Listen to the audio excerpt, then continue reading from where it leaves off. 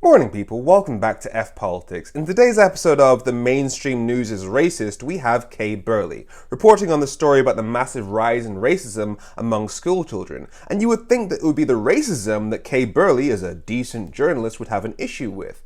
But it's not. Thousands of children, some as young as 4, are being sent home or suspended for racism. How have we got to this point?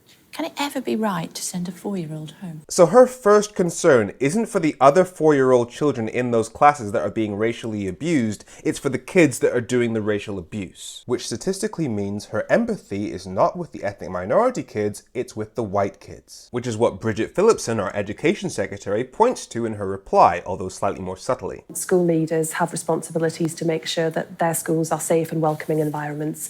That will be a last resort where it comes to sending children home. Little more than toddlers at 4 though, aren't they? You can't send 4-year-olds home from school. So Kay Burley is literally taking the position of do not send children home for being racist to other kids, which literally means the kids who are being the victims of racist abuse must put up with it until it's solved. And Bridget Phillipson talks about how you resolve that problem. The sanction is important so that there are consequences, but there has to be a process by which there is understanding about why that kind of behaviour, racist language or behaviour, creates a climate that is not something that any of us would want to see. Yeah, but we can both accept that sending 4-year-olds home is just not acceptable.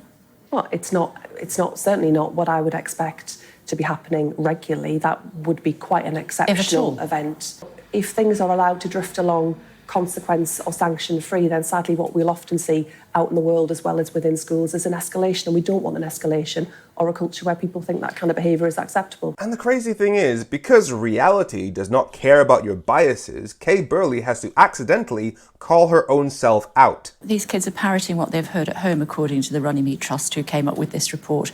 Also blaming politicians for normalising bigotry. Now, the definition of politician is somebody whose job is in politics, so technically that would cover political journalists like Kay Burley. And you know one thing that can normalize bigotry? When you report on a story about bigotry in schools and you constantly side with the kids who are being sent home for being bigots. See, racism in schools already currently leads to black kids being disproportionately expelled, and personally I've experienced racism at school. I even did an experiment on one of my teachers with a few of my friends, where they all looked as untidy as possible, undid their buttons, undid their blazers, untucked their shirts. I only undid one button, and we all single filed past the teacher on the way into lunch, and I was the only person that teacher stopped. Now when that happened, I laughed in the teacher's face because I didn't understand how serious it was back then, but it is serious for thousands of kids across the country. But I didn't hear Kay Burley complaining about racism in schools leading to black kids being expelled, only about racism in schools leading to white kids being sent home. Funny that.